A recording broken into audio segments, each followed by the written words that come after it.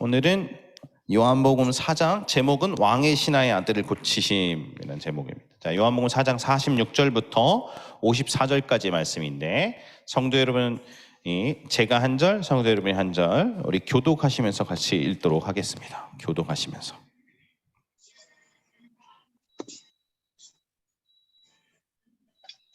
그렇죠.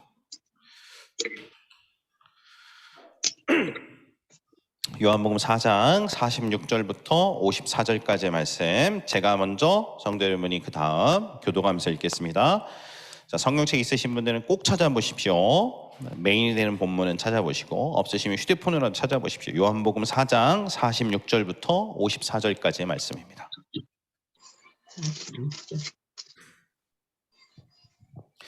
성경 있으신 분은 혹시 몇 페이지이십니까? 신약? 149페이지. 자, 요한복음 4장 46절부터 54절까지의 말씀인데, 오늘은 요한복음 4장이 드디어 끝나는 날이네요. 자, 4장 46절 제가 먼저 읽겠습니다.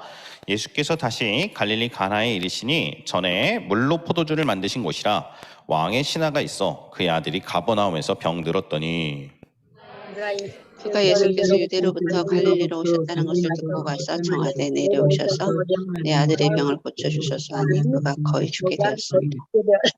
예수께서 이르시되 너희는 표적과 기사를 보지 못하면 도무지 믿지 아니하리라.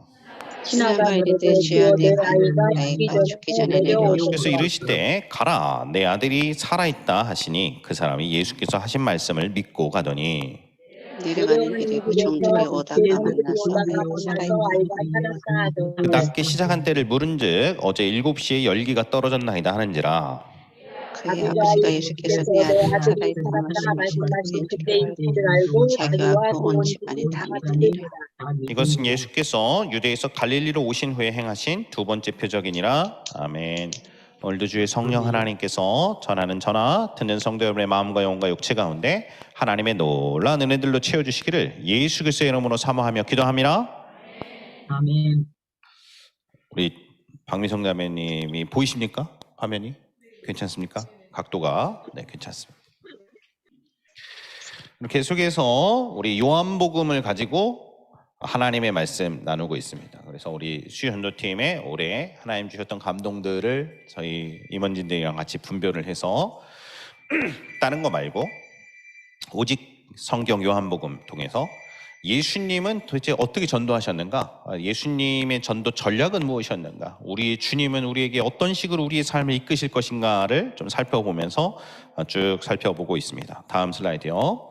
예수님의 생애에 이렇게 보면 예수님의 생애에 준비회에 관련된 부분이 있는데, 준비회에 관련된 부분에 마테마가 누가는 3가지 사건을, 요한복음은 6가지 사건을 기록해 놓고 있습니다.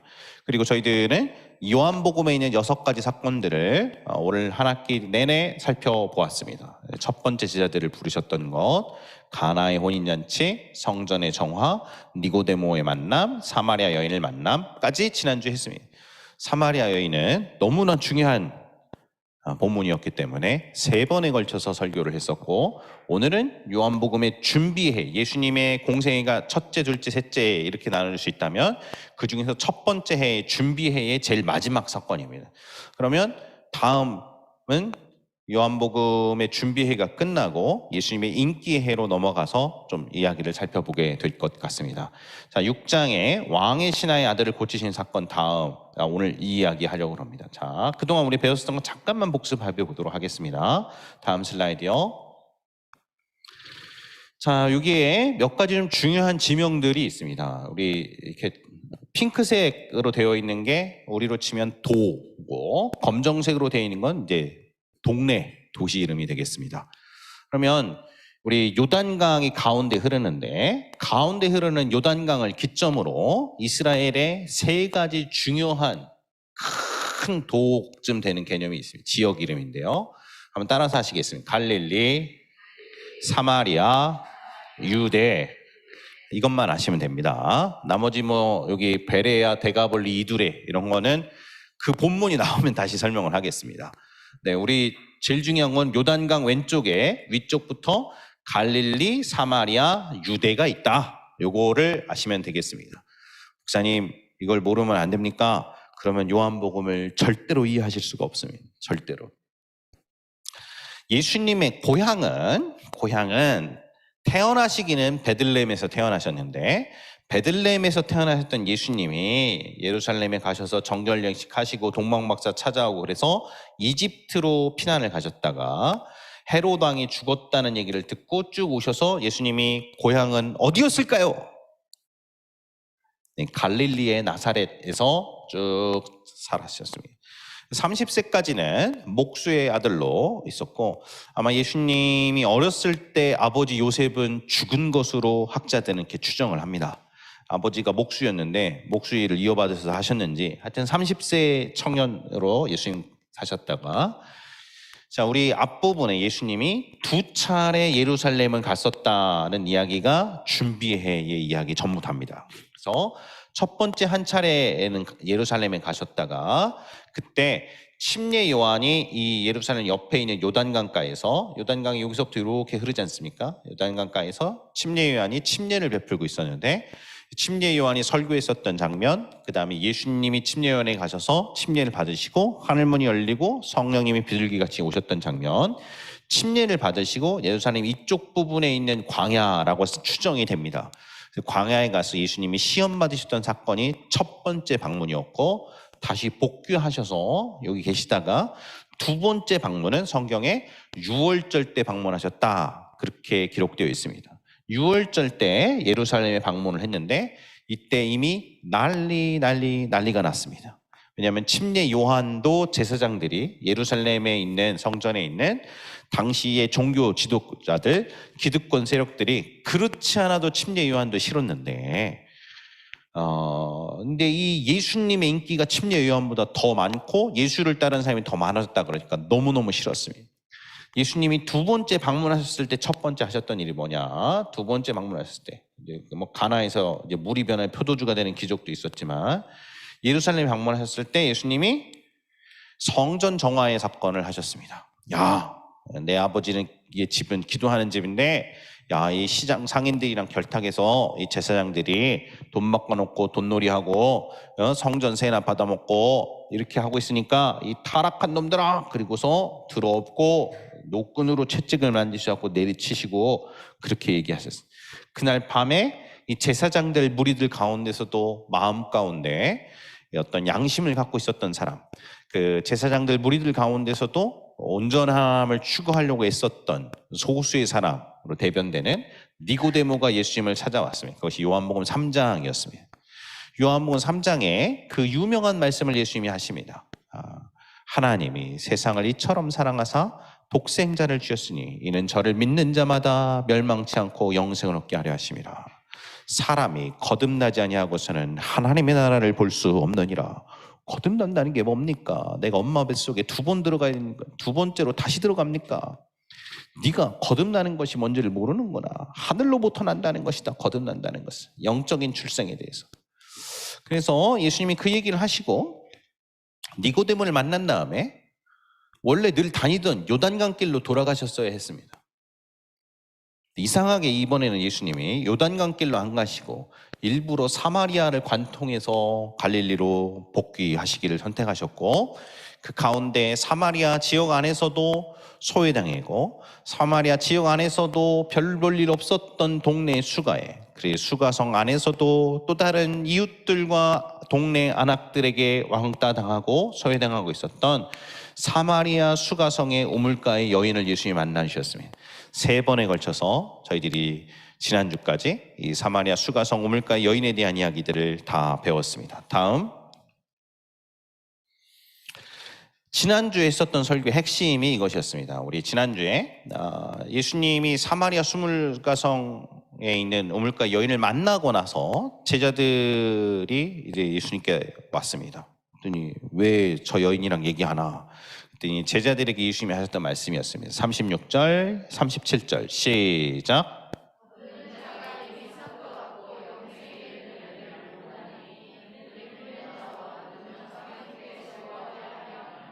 37절. 그래서 우리 사우스웨스턴의 전도학의 창시자 우리 로이 피쉬에 대한 설교를 말씀을 드렸었습니다. 이건 제가 발견한 게 아니고 닥터 피쉬가 얘기한 것이었다. 그래서 지난주에 다 설명을 드렸습니다. 한 사람이 저희가 관계중심 전도 책은 로이 피쉬의 제자 교수님이 쓰신 책이고 우리 닥터 피쉬는 전설입니다. 전도학이라는 학문을 만드신 분이니까. 마침 지난주에 했던 게 있네요. 1, 2, 3, 4, 5, 6, 7. 자, 보겠습니다. 우리가 보통 보험을 드는데 보험에 대한 권유를 몇 번 정도 받으면 보험을 들까요?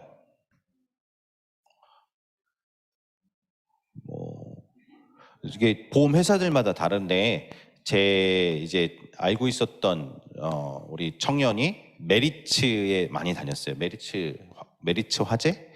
그래서 거기에서 있었는데 아마 보험하면서 이렇게 그 거절 당해도 창피하게 여기지 말라고 그렇게 교육을 시키는 건지 아니면 나름대로 자료가 있는 건지 20번이라고 그래요. 20번을 디밀면 하나 하니까 걱정하지 말고 자꾸 영업을 해라. 뭐 이런 거 모르겠습니다.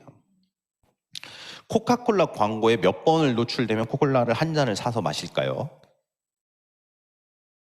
모르겠습니다. 14번인가 10번인가 그렇다 그럽니다. 잘은 모르겠습니다. 우리가 예수 그리스도의 십자가에 피 묻은 사랑의 복음에 대해서 몇 번을 들으면 예수님을 개인의 구주로 영접할까요? 그래서 우리 전도학에서 이것들을 통계를 내봤죠. 몇천 명을 설문조사를 해보았어요. 그랬더니 평균이 7번이었다. 평균이. 물론 어떤 사람은 2번 만에 예수 믿기도 하고 어떤 사람은 14번 만에 믿기도 하고 편차가 있지만 대략 평균치를 내보면 한 7번이다. 근데 여기서 핵심은 뭐냐? 많은 사람들은 자기가 7번째가 돼야만 전도한 것으로 착각하지만 자기가 7번째가 되지 않아도 앞에 1번, 2번, 3번, 4번, 5번, 6번 했었던 이것도 다 심는 일이다. 자기가 거두는 역할만 하기를 원하는데 그러나 심는 역할도 해야 한다. 왜냐하면 성경에 이렇게 써 있으니까 뿌리는 자, sower, 거두는 자, reaper가 may be glad together. 그들이 같이 즐거워한다. 한 사람은 심고 한 사람은 거둔다 그랬으니까 전도는 심는 자의 역할과 거두는 자의 역할 이 두 가지가 합쳐져야 전도 역할을 하는 것이다. 그래서 여러분들이 전도를 할 때 내가 언제나 7번째만 하려고 하는 것은 사실은 어떤 의미에서 생각하면 하나님의 주권에 도전하는 것입니다. 성도님들은 한 영혼이 구원받을지 말 건지를 책임질 수 있는 그런 분들이 아니십니다. 저와 여러분들은 한 영혼이 예수 앞에 돌아올지 말 건지를 책임질 수가 없습니다. 우리가 전도하는 것은 하나님 아버지의 마음 때문에 순종하려고 전도하는 것이지 이 사람을 반드시 구원해내야겠다. 그래서 어떤 사람들은 영접기도 해. 무슨 영접기도가 무슨 아브라카타브라 마법의 주문 있냐. 그걸 하면 이 사람이 마치 살 것이냐. 그런 식으로 전도하는 것은 아니다. 말씀을 드렸습니다. 그런 거짓말입니다. 그런 식으로 전도할 수가 없습니다. 우리는. 그 사람의 인격에 대해서 최선을 다해서 예수님을 설명하고 예수 그리스도의 복음을 전했는데 아직은 잘 모르겠어요. 이렇게 얘기를 하면 그래도 해. 그렇게 하지 말고 기다려주는 것이 하나님 때가 아닌가 보다. 그러면 그때 나는 이 사람의 인생의 2번째인지 아니면 3번째인지 아니면 5번째로 쓰임받았는지 어찌 알겠습니까? 어찌. 자, 이렇게 쭉 성도님들 얘기를 들어보니까 어떤 성도님은 처녀 때 교회 좀 다니시다가 결혼하고 나왔고는 정신이 없어갖고 안 다니다가 50살 넘어갖고 하나님 인생을 팍 치셔갖고 그때 정신 차리고 예수께 돌아왔다. 이런 분도 계시고 어떤 분은 자기 초등학교 때 주일학교 계란 받아 먹으러 좀 갔었는데 중고등학교 때 안 다니고 대학 다닐 때 안 다니고 결혼해갖고서 안 다니고 있는데 애 끌고서 집 앞에 놀이터 와 있다가 옆에 있는 어떤 전도사님이 전도해갖고서 교회를 처먹게 됐다. 이런 분들도 계세요. 그러면 그 전도했었는데 우리를 전도했었던 전도자를 통해서 예수 그리스도의 복음을 들었었던 기기들이 쌓여서 사람마다 편차는 있지만 대략 그 7번째가 돼서 꽃이 피고 열매가 맺은 것을 우리가 봐야 한다는 것이죠. 그러니까 성도님이 내가 뿌리는 역할을 했으면 나는 전도를 못한 것이다 생각하시지 말고 하나님 앞에서는 뿌리는 자나 거두는 자나 may be glad together, 함께 즐거워한다는 것을 기억을 하셔야 한다는 것이었습니다. 이것이 지난주 설교 핵심이었습니다. 아멘. 그래서 닥터 피쉬의 말에 따르면 전도는 뿌리는 자나 거두는 자나 상급이 똑같다. 우리는 거두는 자의 역할만 하기를 원하는데 물론 신나죠. 내가 전도를 딱 했는데 예수님 믿는다고 그러고 막 그러면 얼마나 신납니까? 그러나 전도를 했는데도 거절당하고 전도를 했는데도 삐쭉빼쭉하고 전도를 했는데도 이게 다 목사 배부르는 소리지. 교회 나가니 내 주먹을 믿어라 그랬었고 욕하고 맨 전도하려고 이렇게 얘기하면 하여튼 교회 다니는 어떤 사람한테 돈 떼먹였던 거, 교회 다니는 어떤 사람한테 상처 입었던 거, 교회 다니는 어떤 사람들이 하여튼 잘못했던 거, 교회 다니는 어떤 사람들이 죄지었던 거 막 그런 것만 막 얘기하고 교회 다니는 놈이나 나 다 똑같다고 자꾸 그렇게 얘기를 하는 사람들이 많단 말이죠. 그렇게 얘기를 하면 성도님 마음 가운데 어떻게 생각을 해야 되는가? 땡감이구나. 아직 덜 익었구나. 이렇게 생각을 하고 나는 나의 신실함 가운데 하나님 앞에 심는 거예요. 그러면 내 눈에는 보이지 않고 내 귀에는 들리지 않고 저 하늘은 무너지고 이 땅은 꺼지는 것 같고 내 손에 만져지는 거 하나 없고 아무것도 보이는 거 없어도 하나님의 말씀은 그 말씀 자체가 능력이 있어서 이 말씀을 그 영혼에 심었으면 언젠가 내가 전한 우리 주 예수 그리스도의 복음은 나의 어떠함과 상관없이 복음은 그 복음 자체가 영광스럽고 능력이 있어서 언젠가 이 사람의 영혼 가운데 하나님의 타이밍에 잎사귀가 나오고 하나님의 타이밍에 꽃이 피고 하나님의 타이밍에 열매가 맺을 것을 우리가 믿고 기다리는 것입니다. 아멘. 그러니까 다시 한번 말씀드리는데 본인이 다 거두려고 하는 것은 전능자의 주권에 도전하는 것입니다. 포기하십시오. 하나님께 맡기십시오. 만약에 혹 하나님께서 성도님이 전도를 했는데 어떤 사람이 예수 그리스도를 개인의 구주로 영접하고 돌이켰다. 그러면 감사하고 영광을 하나님께 돌리십시오. 하나님이 나 같은 자를 어찌 사용하셨나이까. 주님 감사합니다. 우리가 전도하는 것은 결과를 만들어내려고 전도하는 게 아닙니다. 순종하려고 전도하는 것이지. 아멘. 중요했는데 지난주에 이 중요한 설교를, 이 중요한 가르침을 한 8분 정도가 안 들으셔서 복습을 했습니다. 다음 슬라이드. 자, 우리 사마리아 여자가 했던 얘기부터 쭉 한번 읽어보겠습니다. 39절 성도님이 40절 제가 쭉 한번 읽어볼까요? 39절 시작. 여자의 말을 행한 모든 것을 그가 말하겠다. 사마리아인들이 예수께 와서 자기들과 함께 유하시기를 청하니 거기서 이틀을 유하심에 42절 그 여자에게 말하되 이제 우리가 믿는 것은 내 말로 남이 아니니 이는 우리가 흔히 듣고 그의 참 세상을 주신 줄 이렇게 하고 사마리아 우물가의 여자에 대한 이야기는 끝납니다. 그리고 오늘 읽었던 본문은 43절부터 이어집니다. 다음 슬라이드. 이틀이 지남에 예수께서 거기를 떠나 갈릴리로 가시면 이해가시죠? 수가를 떠나서 갈릴리 위쪽으로 올라가신 것이죠. 친히 증언하시기를 선지자가 고향에서는 높임을 받지 못한다 하시고 45절 갈릴리에 이르시되 갈릴리인들이 그를 영접하지 않는 자들도 연절에 갔다가 예수께서 명절 중 예루살렘에서 하신 모든 일을 보았습니다. 요한복음은 지금 두 종류의 사람들을 날카롭게 대비하고 있습니다. 사도 요한은 일부러 이것을 보여주는데 한쪽은 방금 봤었던 이틀이 지나서 가셨던 갈릴리 사람들입니다. 갈릴리 사람들. 이 갈릴리 사람들에서 얘기하고 또 한쪽은 아까 유대인들이 개취급하고 유대인들이 깜무고 무시하고 유대인들과 지난 몇백 년 동안 피비린내는 전쟁을 했었던 사마리아 사람들의 반응입니다. 이 두 가지를 대비하고 있습니다. 다음 슬라이드 볼까요? 자, 전전 슬라이드.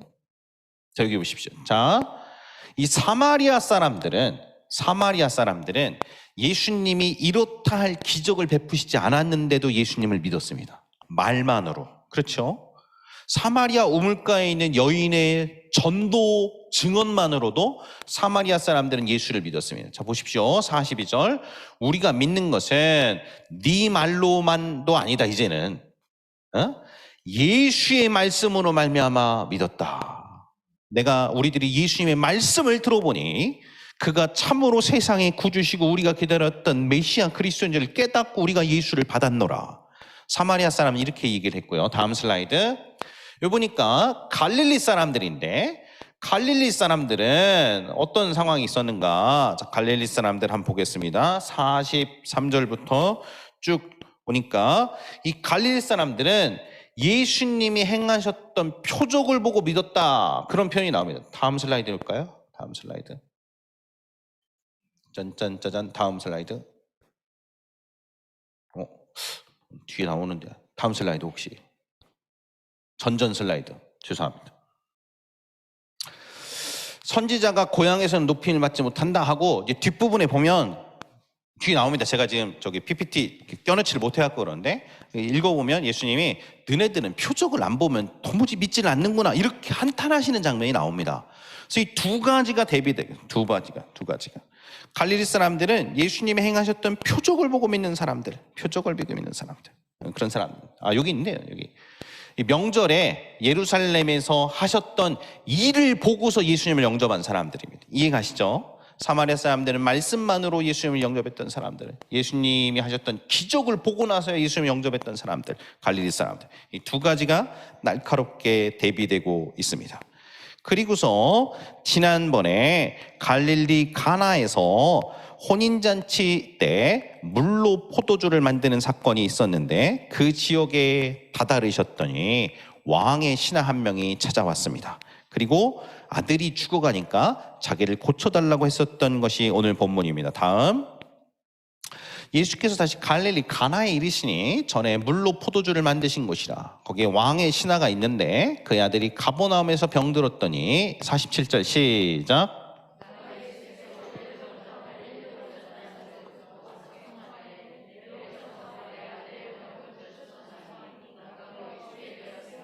다음. 자, 여기 보십시오. 예루살렘에서 수가로 갔다가 수가에서 가나로 온 거죠. 그렇죠? 옛날에 물이 변해서 포도주가 했던 지역인데 가버나움에서 왕의 신하가 가나까지 온 겁니다. 이 갈릴리 전체에서는 제일 큰 도시가 가버나움입니다. 여기 가나랑 나사렛은 굉장히 이렇게 조그만한 동네고 가버나움이 큰 도시니까 왕의 신하가 이쪽에 있었는가 보죠. 가나에 예수님이 왔다 소리를 유대에서부터 여기까지 오셨으니까 이미 유대 예루살렘에 방문했던 사람들 요단강길로 또 많이 왔었고 갈릴리 사람들은 지금 난리 났어요. 이 지역에 있는 많은 사람들은 예수님이 행하셨던 기적 때문에 난리가 난 상태예요 이미. 근데 예수님 쫓아서 자기들도 요단강길 오실 줄 알았는데 예수님이 사마리아 올 줄은 아무도 몰랐죠. 사마리아에 있는 동안에 수가 들렸다가 가나로 오셨고 그 가나로 오셨다는 얘기를 듣자마자 자기 아들이 죽어가고 있어서 다급했던 왕의 신하가 왔다는 것이었습니다. 지역이 어딘가를 보는 것은 참 중요합니다. 그래서 요즘은 구글 어스가 발달해서 구글 어스로 한번 보여드리겠습니다. 한번 보여주시. 자매님이 참 훌륭하신 분이에요. 거기에 보면 포도나무 교회라고 치면 됩니다. 최근 검색어 더보기. 네, 감사합니다. 포도나무 교회. 자, 이제 포도나무 교회 갑니다. 포도나무 교회.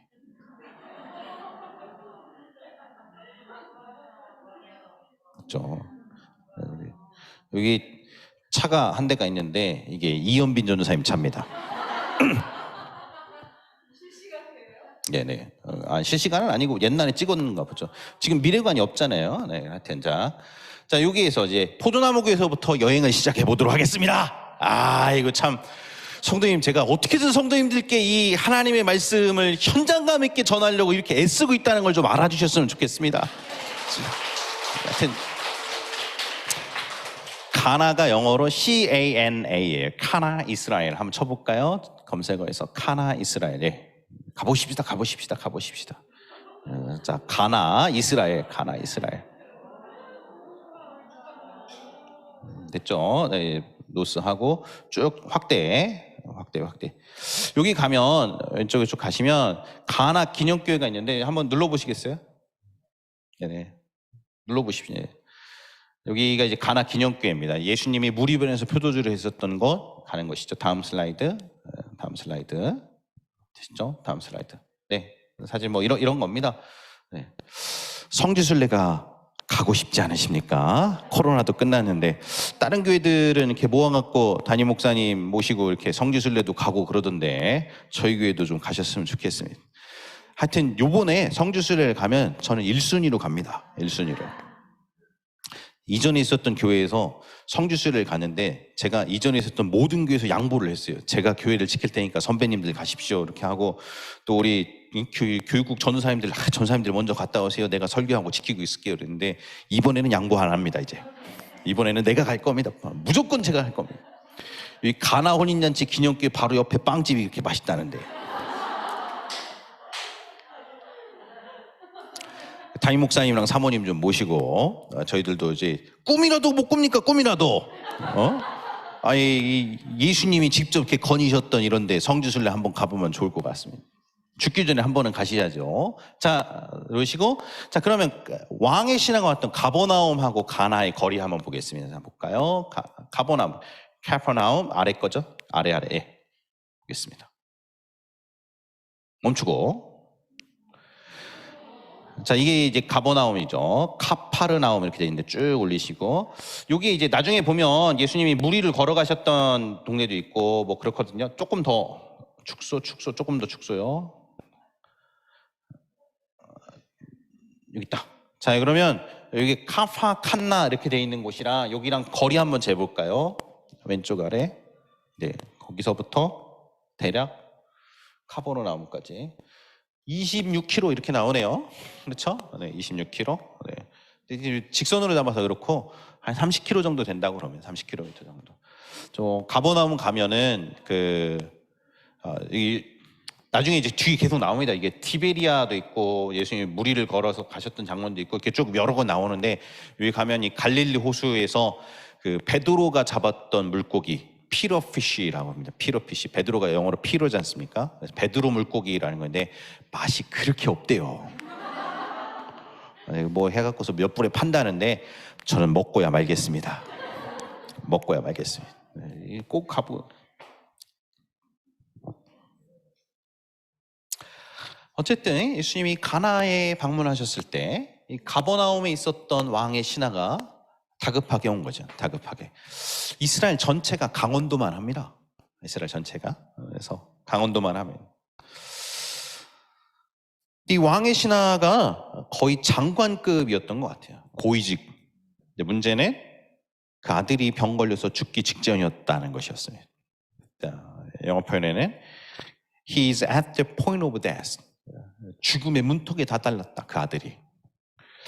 여러분, 우리 삶에도 문제가 생길 때가 왕왕 있지. 왕왕. 우리 삶에도 이 왕의 신하의 아들처럼 그가 갖고 있는 권력, 그가 갖고 있는 지위, 그가 갖고 있는 학식, 그가 갖고 있는 돈, 재물 갖고서는 해결할 수 없는 게 있었죠. 왕의 신하인데, 고위직 관료인데, 장관급인데, 장차관급? 그런 사람들이 뭘 못하겠습니까? 이 절박한 문제가 있었을 때 여러분 어떻게 해야 할 것 같습니다. 왕의 신하의 아들은 그 절박한 자신의 문제에 대해서 이 문제를 해결할 수 있는 분을 찾아갔습니다. 그리고 그 영혼과 온 집안이 이전에 전혀 누릴 수 없었던 새로운 생명을 누리게 되었다라는 이야기가 오늘 요한복음의 이야기고, 이것을 요한복음에 기록된 두 번째 표적이라 이렇게 이야기하고 있습니다. 그러면 어떻게 이런 일이 가능했을까요?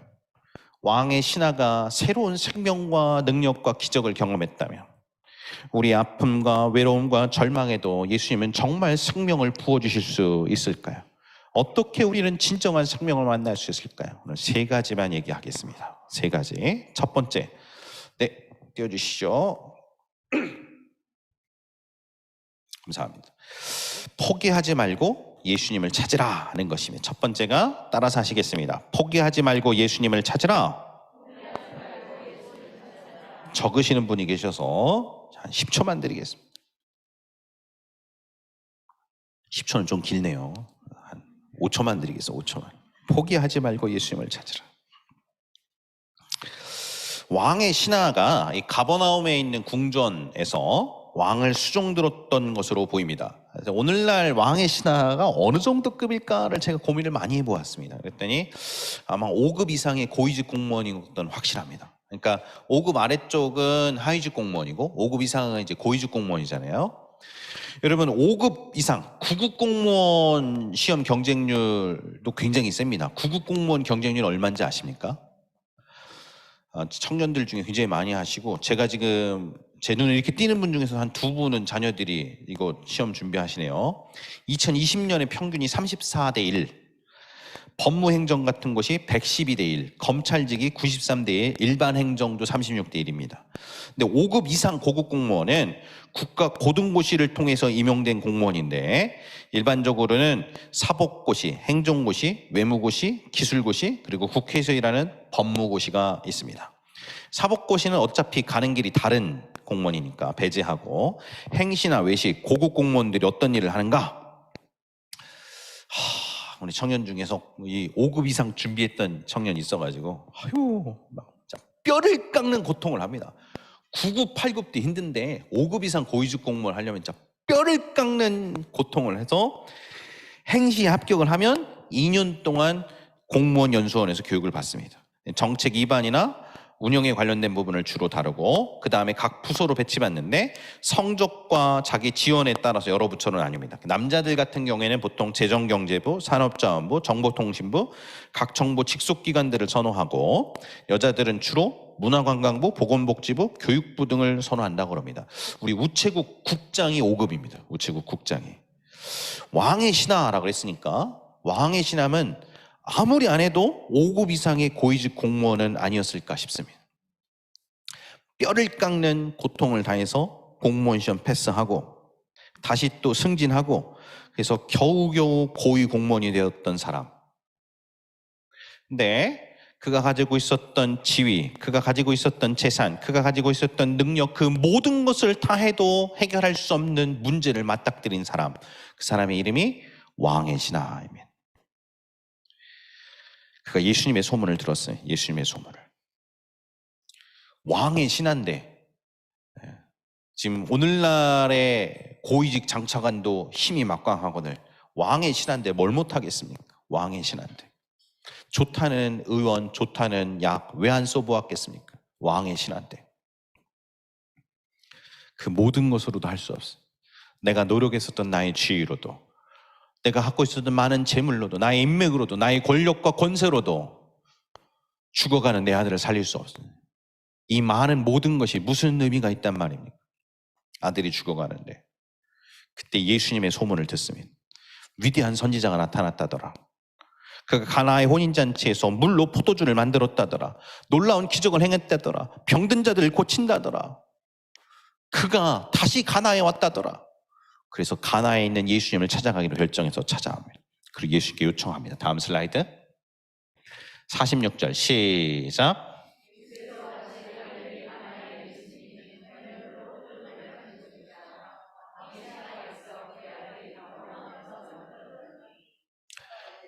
그가 시작.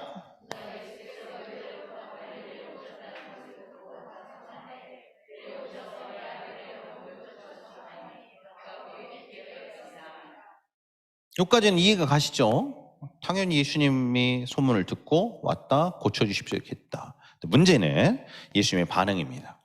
지금 절박한데 죽게 생겼는데, 아니 만약에 좀 도와주시면 저기 대제사장들이랑 애들이 하는 것도 내 권력 안에서는 좀 이렇게 좀 처리 좀 해주겠습니다.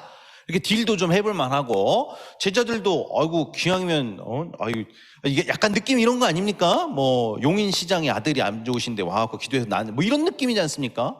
그러면 용인시 안에서 뭐 여러 가지 편의도 많이 볼 수 있고, 그런데 아이 좀 고쳐주십시오 그러면 예수님이 오냐 알았다 고쳐주곤도라 이렇게 하신다거나, 아니면은 야 너는 글렀다 안 된다 그리고 가라 이렇게 얘기한다던가, 아니면 약을 어떻게 좀 써서 주시게 한다던가, 지금은 너무 바빠서 야 같이는 못 가겠고 이 가버나움으로 내려오셨었는데 가버나움이 해안가에 저지되고 가나가 좀 고지됩니다. 그러니까 자기 지역으로 내려와 달라고 얘기를 한 건데, 아니 야, 너 어떻게 이게 거기까지 가자 그러냐? 나 지금 좀 당장 바쁘니까 좀만 먼저 가서 기다려. 이렇게 하신다던가. 그러면 안 됩니까? 예수님이 좀 퉁명스럽게 얘기하셨던 것 같습니다. 48절 시작.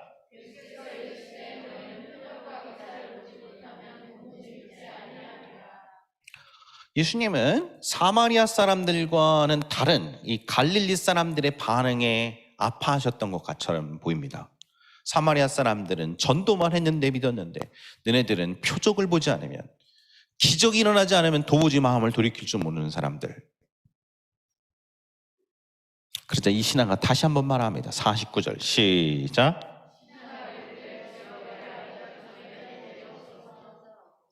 제가 성도님들에게 오늘 첫 번째 강조하고 싶은 하나님의 말씀은 이것입니다. 내려오셔서 내 아들 좀 고쳐주세요 이렇게 얘기했는데 예수님이 퉁명스럽게 반응했는데, 만약에 그 얘기를 듣고서 에이 기분 나쁘다, 뭐요 하나님의 사람이라고 그러더니, 뭐요 선지자라고 그러더니 왜 저렇게 그래, 그리고서 이 왕의 신하가 그냥 집에 갔으면 아들이 나았을까요? 여기 핵심은 이 왕의 신하가 40제철의 요청을 했는데 그 요청에 대해서 만족할 만한 응답을 받지 못하자 멈추지 않냐고 49절에 다시 요청했다는 것입니다. 다시 부르짖었다는 것입니다. 기도는 응답이 올 때까지 하는 것입니다. 응답이 올 때까지 멈추지를 않는 것입니다. 포기하지를 않는 것입니다. 문을 두드리고 하늘문이 열릴 때까지, 내 주먹이 피투성이가 될 때까지 한번 쫄라대고 은혜를 간구하고 부르짖는 게 기도인 것입니다.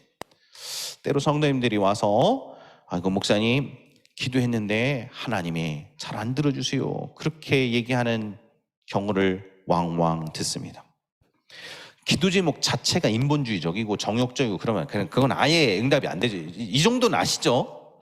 뭐 전제가 잘못된 거니까. 이래서 기도 제목을 하는데 아이고 하나님 제가 미워하는 저놈 저주를 확 내려주세요 이런 기도 하나님 안 들어주십니다.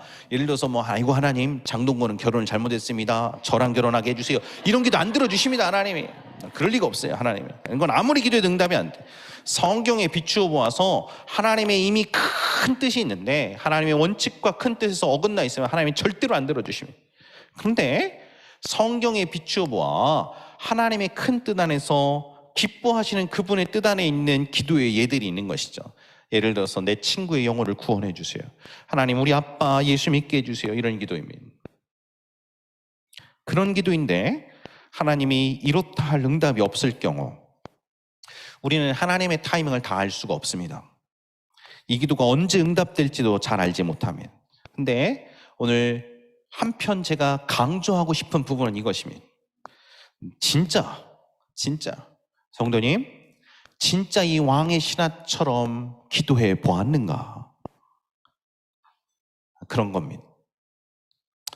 주여 저의 소원이 이런 게 있는데 들어주시고 하나님 뜻이 아니면 말고 그렇게 해주십시오.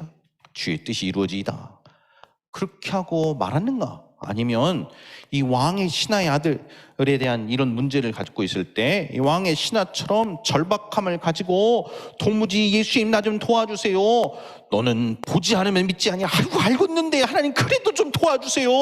이렇게 예수님께 나아가는 그런 어떤 그 절대적 절박함이, 예수님 나 도와주시지 않으면 안 된다는 그 하나님 앞에 그 절박함이, 그 부르짖음이 그냥 대충 하고 살짝 민 다음에 아이고 안 밀리네 하면 많은 그런 차원의 문제가 아니고, 과연 하나님께서 우리의 기도를 응답하실 때까지 부르짖고 또 부르짖는 이 왕의 신하의 절박함이 우리 기도 가운데 있는가? 제가 요거 한번 물어보고 싶은 것입니다.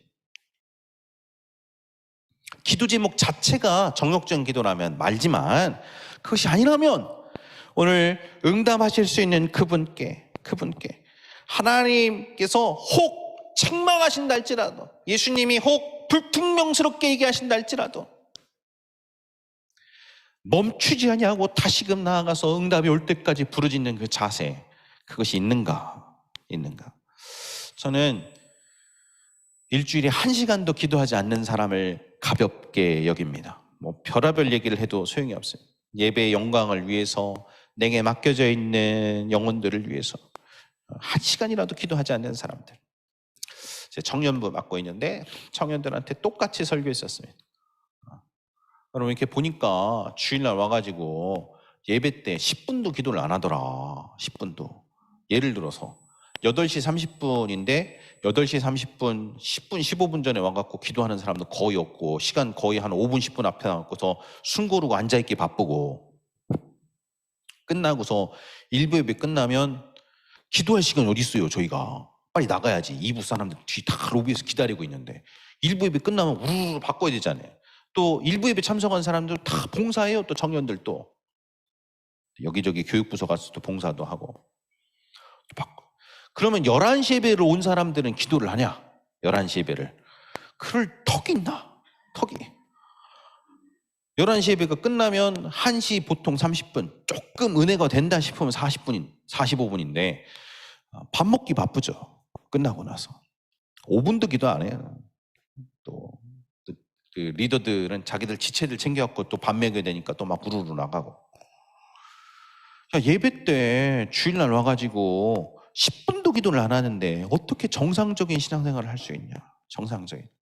제가 지금 하는 얘기가 성령님이 하시는 얘기인지 아니면 그냥 제 개인적인 차원에서 김한 목사가 하는 얘기인지 한번 분별을 해보십시오. 분별을. 귀 있는 자는 성령님이 하시는 얘기를 들으라 그랬으니까 청년들이 기도하는 게 익숙하지가 않아가지고 노래를 그렇게 많이 해요. 찬양하고 기도는 한 3분 하고 또 찬양하고 기도는 한 4분 하고 또 반대로 돼야지. 반대로. 반대로. 야, 찬양을 안 할 수는 없지만 기도 시간을 한 80% 갖고 찬양을 20% 하고 이래야지. 기도하려고 왔는데 예배는 주일날 많이 하니까 됐어. 예배는 주일날 기도 시간 자체를 많이 하고 하나님 앞에 엎드려서 그분과 나와의 관계를 점검하고 그분을 찾고 구하고 하나님의 얼굴을 구하는 몸부림치는 기도의 절대의 시간이 왜 이렇게 적냐 여러분들은. 그렇게 제가 호소를 했더니 많은 청년들이 가슴을 치면서 청년 예배가 끝나면 옛날에는 한 5분 10분도 기도를 안 했습니다. 요즘은 끝나면 20분 이상씩 기도하는 청년들이 절대 다수입니다.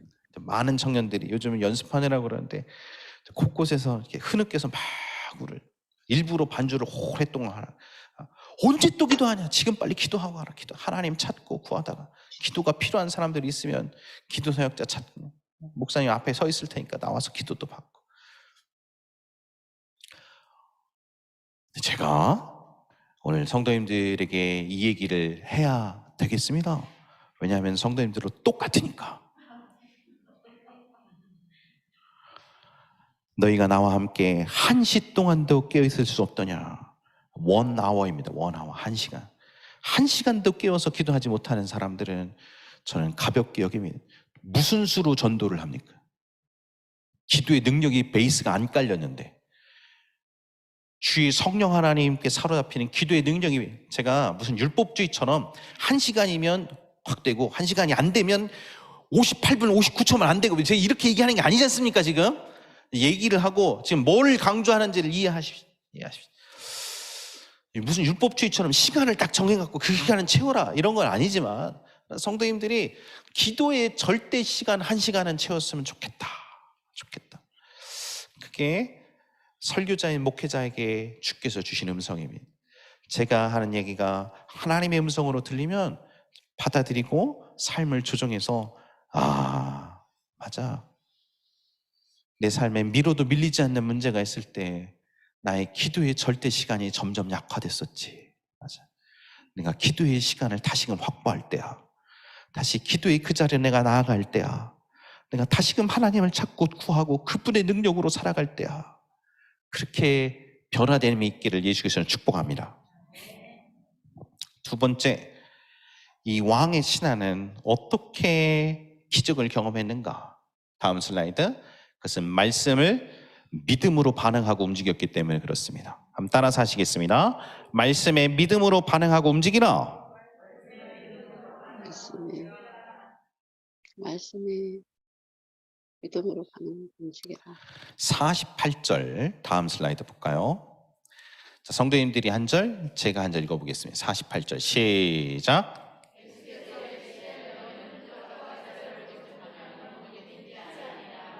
신하가 이르되 주여 내 아이가 뭐 하기 전에? 죽기 전에 좀 내려오십시오. 50절 시작.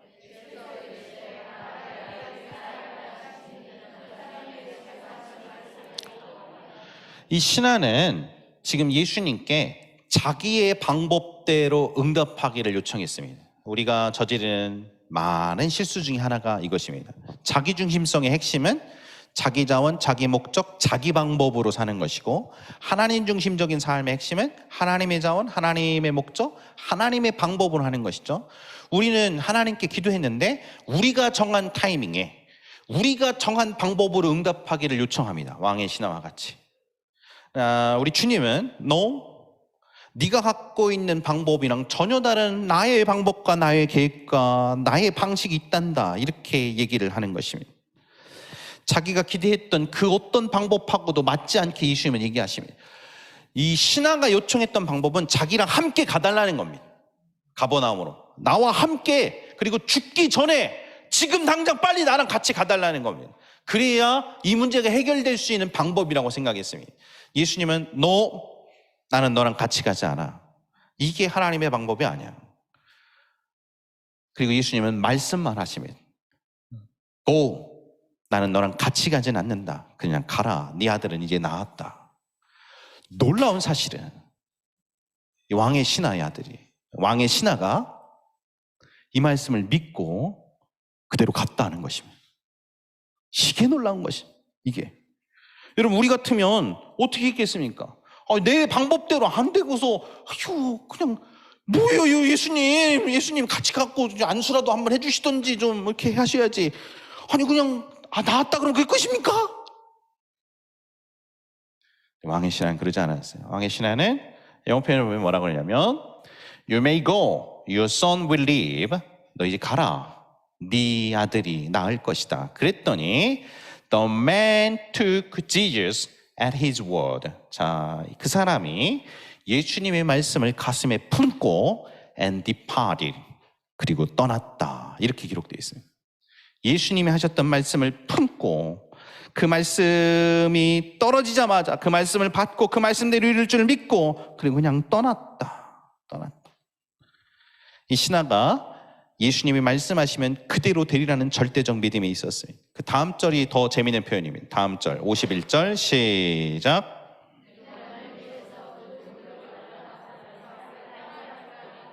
그 낮게 시작한 때를 물은즉 어제 7시에 열기가 떨어졌나이다 하는지라. 53절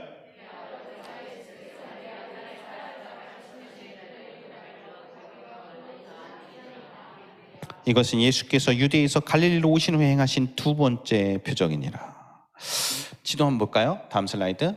자, 여기에서 여기까지가 한 30km 정도 된다고 그랬지 않습니까? 근데 여기 보니까 어제 7시경이라고 그랬으니까 우리가 6을 빼면 오늘날 시간입니다. 그러니까 오후 1시경에 예수님의 말씀을 들었습니다. 오후 1시경에.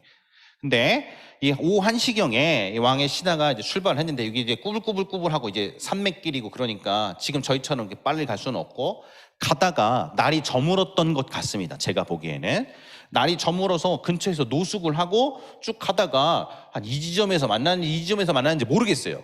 이제 이 왕의 신하의 종들이 와갖고서 이 지점에서 만나는 것 같아요. 그 다음날 아침쯤에 만난 것 같아요. 그랬더니 주인님, 아들이 낳았고 열이 떨어졌나이다. 언제 떨어졌냐? 그랬더니 어제 예수님이 오후 1시에 네 아들이 낳았으니 가라 하셨던 말씀했던 그때인 줄을 깨닫고 이 왕과 왕의 신하의 온 가족들과 그 다음에 수하들이 예수를 믿었다 하는 것입니다. 여러분, 이 얘기를 처음 들었을 때 왕의 신하가 얼마나 기뻤을까요? 얼마나 신났을까요?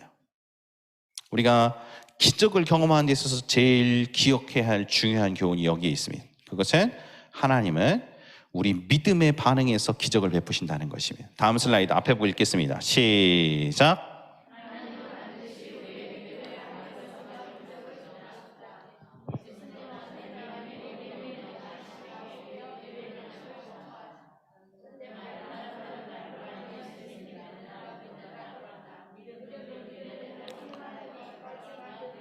예수님이 가라, 네 아들이 나았다 그랬으면 그 말씀을 받고 믿음대로 걸음을 걷는 것까지가 믿음입니다. 네 아들이 낳았다 그랬으면 내 눈에 보이는 것 없고 내 귀에 들리는 것 없고 내 손에 잡혀지는 것 없고 저 하늘은 무너지고 이 땅은 꺼져도 주님이 네 아들 낳았다 그러면 낳은 줄 알고 걸어가는 것, 그게 믿음인 것이. 만약에 이 신하가 이 믿음의 발걸음을 내딛지 않았으면 그는 기적을 경험하지 못했을 것이.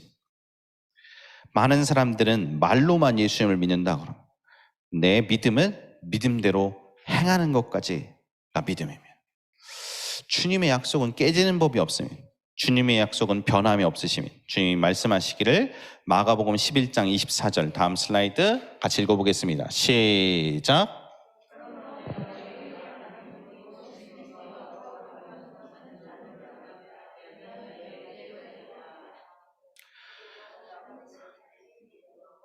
구하는 것은 받은 줄로 믿어야 그대로 된다 그랬지 않습니까? 예수님이 이 땅에 계실 때 내 믿음이 어디 있느냐 그러시지 않습니까? 병고침도 그렇고 기도응답도 그렇고 우리 전도 대상자들이 돌아오는 것도 그렇고, 여러분 기도응답은 전부 다 믿음으로만 받어요. 믿음으로만. 그러니까 하나님 앞에 기도를 하는데 아이고 들어주시려면 들어주시고 하나님 뜻이 이루어져야죠. 하나님 뜻이면 들어주시고 아니면 마세요. 이렇게 대강대강 건성건성 대충대충 하는 사람들은 기적을 경험하기가 어렵습니다. 성경상에 기록되어 있는 하나님의 큰 뜻에 어긋나는 것이 아니라면, 그래서 성경을 좀 잘 알고 그분의 원칙을 잘 알아요. 제가 이것을 비유하기를 축구장의 라인을 움직이는 게 아닙니다. 축구장의 라인은 그대로 있어요. 페널티킥 라인도 있고 골대도 있고, 골대가 막 저절로 커졌다 작아졌다 그럼 어떻게 경기를 하겠습니까? 그 라인은 움직이는 게 아니에요. 이것은 성도님들이 아무리 기도해도 변하지 않는 하나님의 주권적인 뜻이라 그래요. 신학적으로 이것을 신학자들이 큰 뜻이라 그래요. 큰 뜻, 하나님의 큰 뜻. 예를 들어서 성도님이 아무리 기도를 해도 예수님이 재림하시는 하나님의 뜻은 변하지 않습니다. 그냥 하나님 정하신 것이에요. 기도에서 바뀌지가 않아요.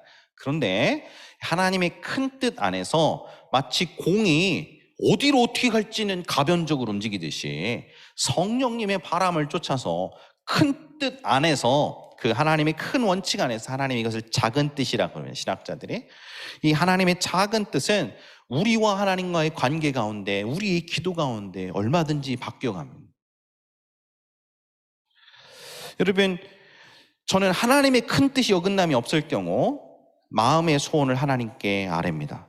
그게 저 개인의 삶에 중요하고 중대할수록 주님께 아뢰고 또 아뢰고 그분의 자비를 구합니다. 언제까지? 믿음이 올 때까지. 믿음이 올 때까지. 핵심은 주님의 음성을 선명하고 분명하게 듣는 것입니다. 그분의 음성을 들으면 끝나는 것입니다. 가라, 네 아들이 낳았다 그러면 끝나는 것입니다. 끝나는 것. 그 음성을 들을 때까지 나는 기도하고 졸라대고 부르짖기를 멈추지 않을 것입니다. 혹 하나님의 또 다른 뜻이 있다면 주여 말씀하옵소서. 정말로 제 아들 혹시 하나님 데려가실 생각이 있다면 말씀하십시오. 제가 준비하겠습니다. 주의 뜻이 이루어지길 원하면. 그러나 주님이 나에게 명확하게 얘기하신 거 아니면 치유를 위해서 하나님께서 살려달라고 저는 기도의 끈을 놓치지 않고 부르짖을 것입니다. 주님이 나를 고쳐주겠다고 말씀하실 때까지, 주님이 나에게 말씀하실 때까지, 오냐 내가 내 기도를 들었고 내 눈물을 보았노라, 주님 말씀하실 때까지, 주님이 나보고 말할 때까지. 상황은 안 바뀌고 환경은 안 바뀌고 내 눈에 보이는 것은 없고 내 귀에 들리는 것은 없고 내 손에 만져지는 것 없고 내 감각하기에는 아닌 것 같아도, 그러나 주님이 내게 한 말씀만 해주시면 그 말씀이 내게 불이 되어 떨어지면 믿음이 생기는 것이, 이거를 경험으로 아시면 되는데, 계란이 있는데 바위가 있습니다. 원래는 이 계란을 들고 바위에다가 확 던지면 바위가 깨집니까? 계란이 깨집니까? 원래는 계란이 깨집니다. 믿음이라는 것은 바위에다가 계란을 던지면 바위가 깨진다는 게 믿어지면 그게 믿음인 것이. 절대적인 상황이 아닌데 기도를 하는 것이.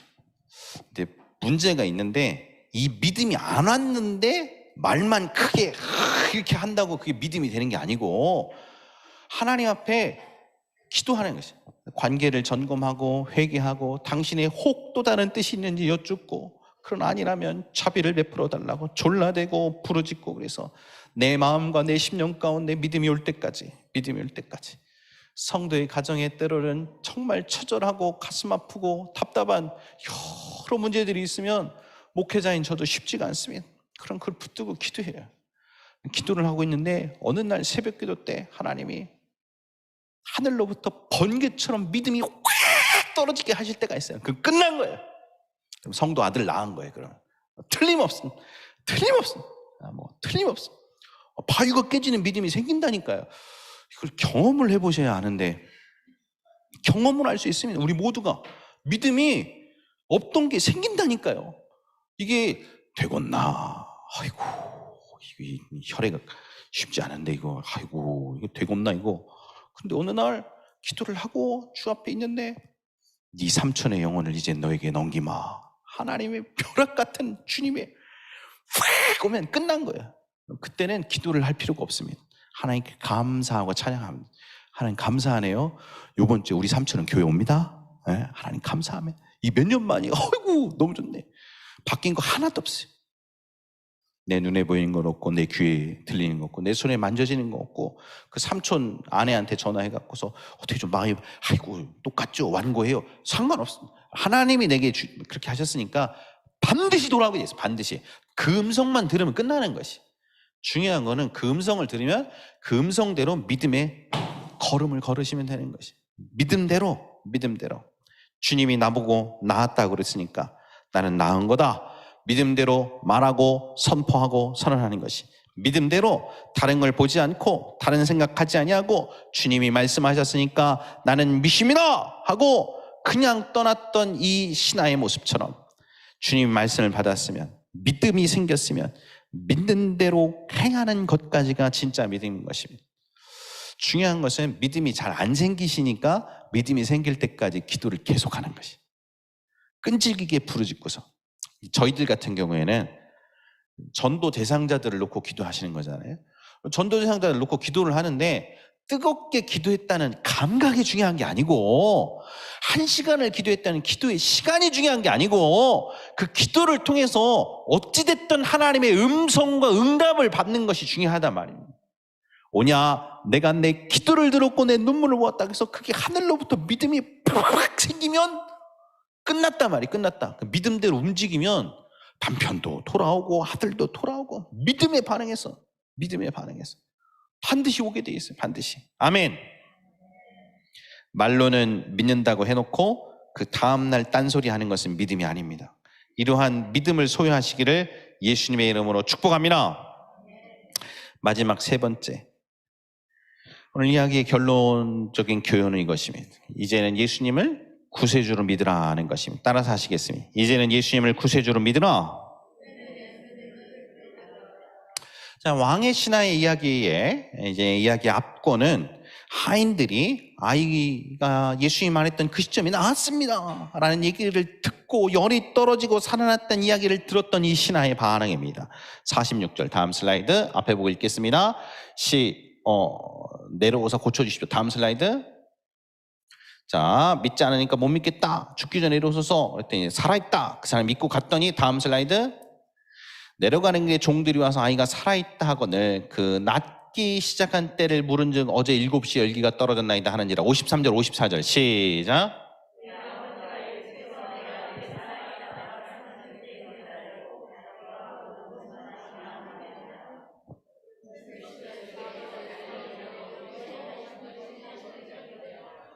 자, 전 슬라이드 한번 보겠습니다. 여기 보시죠. 그 사람이 예수께서 하신 말씀을 믿고 갔다. 이것도 믿음이죠. 이 믿음은 선물을 주시기를 기다리는 믿음입니다. 50절의 믿음. 기적이 일어날 것을 받는 믿음. 이해 가십니까? 근데 다음 슬라이드. 여기 53절에 그때인 줄 알고 자기와 그 온 집안이 다 예수를 믿었다 했을 때 이 믿음은 본질 대신 예수님 그분을 믿는 믿음입니다.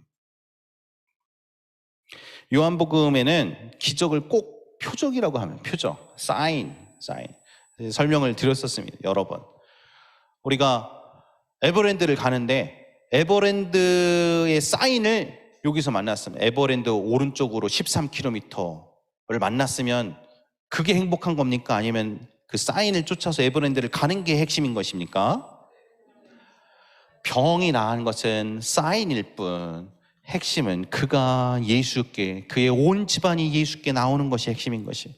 50절의 믿음은 병 낫는 믿음이지만 53절의 믿음은 신하와 그 온 집안이 병 고침뿐만 아니라 예수님을 구세주로 믿었다는 것을 의미하고 있는 것입니다.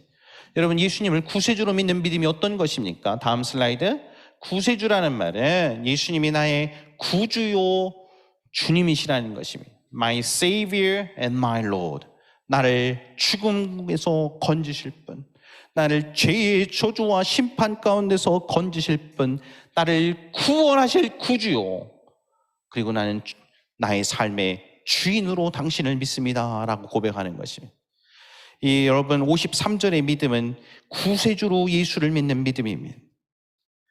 오늘 예수님을 만나는데 병 고침의 예수로만 만나는 사람들이 있어요.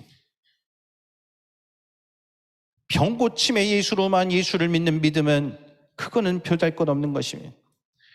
요한복음의 두 번째 표적, 왕의 신하의 이야기의 앞권은 그가 하인들의 이야기를 듣고 그와 온 집안이 이제는 예수님을 자기의 구세주로, 구주와 주님으로 믿었다 하고 끝났다는 데 있는 것입니다. 세상에서 제일 나쁜 신앙은 선물만 바라는 신앙이에요. 예수님, 나 이거 해주세요. 예수님, 나 이거 좀 주세요. 나 병 고쳐주세요. 나 시험 등수 올려주세요. 돈 좀 주세요.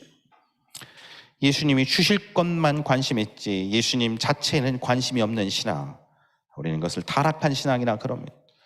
오늘 이 신앙은 진정한 기적을 맛봅니다. 그리고 아들이 낳는 수준의 믿음에서 예수님을 진정으로 만나고, 예수님이 진짜구나, 이분이 단순히 훌륭한 분이 아니라 진짜 전능한 하나님이시구나, 이분이 못하는 게 없는 신이구나, 나는 전능한 신의 은총을 입은 것이구나 깨닫고 변화되어 예수님을 구주와 주님으로 만나고 온 가족이 변화됐다는 이야기가 끝맺게 되는 것입니다. 세상에는 교회에 두 가지 종류의 사람들이 있는 것 같습니다. 하나는 처치 어텐던트, 교회만 다니는 사람들입니다. 두 번째는 true Christianism, 정말 그리스도인의 사람, 그리스도의 것이 되어서 그리스도로 살아가는 사람들이 있는 것입니다. 자, 이렇게 보니까 교회는 안 빠지실 것 같아요. 예배는. 그러나 우리가 교회를 왔다 갔다 하는 교회 출석자로 살게 할 것인가, 아니면 진짜 예수님을 만난 그리스도인으로 살 것인가, 그 결단 앞에 오늘 우리가 서 있다고 생각하면 오늘 성도 여러분의 삶이 진정한 예수 그리스도를 만나고 그분께 삶을 드리는, 그분이 성도의 진정한 주인이시오 구주가 되는 삶으로 거듭나기를 예수께서는 축복합니다. 찬양하고 마치겠습니다.